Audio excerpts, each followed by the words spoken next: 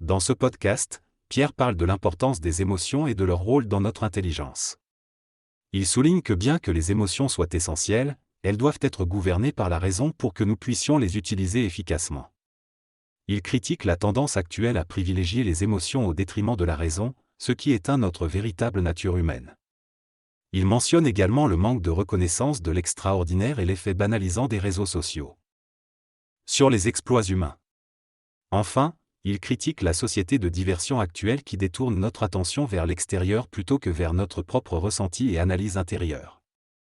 Dans son livre Antifragile, Nassim Nicolas Taleb aborde le sujet de l'intelligence derrière les émotions et souligne l'importance de l'imprévu et de la volatilité dans nos vies. Il fait référence à ce phénomène comme la touristification, où nous cherchons à éviter les accidents et les imprévus en suivant des guides et des itinéraires préétablis. Cependant, cette approche lisse et linéaire étouffe notre créativité et notre capacité d'apprentissage, notamment dans l'apprentissage des langues étrangères. Taleb met en avant le concept de contrainte, expliquant que lorsque nous sommes confrontés à des situations où notre vie est en jeu, nous sommes poussés à apprendre rapidement et efficacement. L'exemple donné est celui d'un prisonnier qui tente d'apprendre la langue de son gardien pour tenter de s'échapper. En revanche, lorsque nous sommes confortables dans notre vie quotidienne, il y a peu d'incitation à s'efforcer d'apprendre de nouvelles choses. Taleb souligne également que notre système physique et mental est construit pour résister et se renforcer face à la volatilité et aux aléas de la vie, et que les temps difficiles nous rendent plus forts. Cependant, il met en garde contre la tendance actuelle à adopter des pratiques telles que le jeûne intermittent ou l'exposition aux variations de température, qui peuvent être mal utilisées et perçues comme des modes plutôt que comme des choix individuels basés sur l'écoute de son propre corps. En conclusion, Taleb soutient que les émotions telles que la tristesse et la mélancolie, souvent considérées comme négatives, ont leur place et peuvent même inspirer de grandes créations artistiques. Dans ce texte, l'auteur aborde différentes idées autour du concept du confort. Il évoque le cas d'un acteur comique qui, malgré son rire et son apparence joyeuse, était en réalité dépressif et s'est suicidé. L'auteur souligne que nos émotions sont des signaux du corps qui indiquent qu'il faut peut-être changer quelque chose dans notre vie. Il mentionne également que le confort ne permet pas l'apprentissage et que la recherche du confort, en tant qu'objectif, peut être problématique. Il propose de cultiver l'inconfort comme moyen de passer du temps avec soi-même et d'apprendre. L'auteur évoque également l'idée de placer l'objectif comme base d'une démarche, ce qui réduit les possibilités et ne permet pas un véritable épanouissement. Il conclut en disant qu'il faut remettre en question la quête de biens matériels et d'objectifs extérieurs pour trouver la véritable plénitude et sagesse. Dans cette synthèse, l'auteur parle de la quête du pouvoir et de la perte de poids. Il souligne que fixer un objectif de poids sur la balance peut devenir obsessionnel et destructeur pour notre morale. Il propose donc d'inverser la pyramide et de placer notre bien-être et notre fierté au sommet, au-dessus de la contrainte que nous nous imposons. En exprimant nos émotions et en inversant notre perspective, nous pouvons trouver l'innovation, la créativité et la complexité. L'auteur mentionne que les moments de contrainte, comme les confinements, peuvent ouvrir le champ des possibles et stimuler notre inventivité.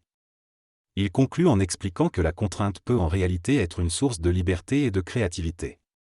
Ce passage exprime la créativité et l'adaptation de l'être humain, résultat de millions d'années d'évolution et d'adaptation à un environnement changeant.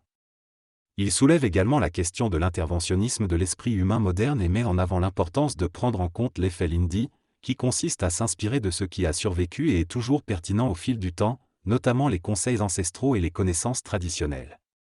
L'auteur souligne également l'importance de trouver l'inspiration et la philosophie dans tous les domaines, y compris la pop culture. Deux entreprises inspirantes sont mentionnées, Nintendo et le Japon, qui représentent la créativité, la tradition et l'inspiration. Nintendo a toujours dominé le marché du jeu vidéo en gardant son identité intacte. Shigeru Miyamoto, directeur créatif de l'entreprise, est à la base des grandes licences telles que Mario et Zelda.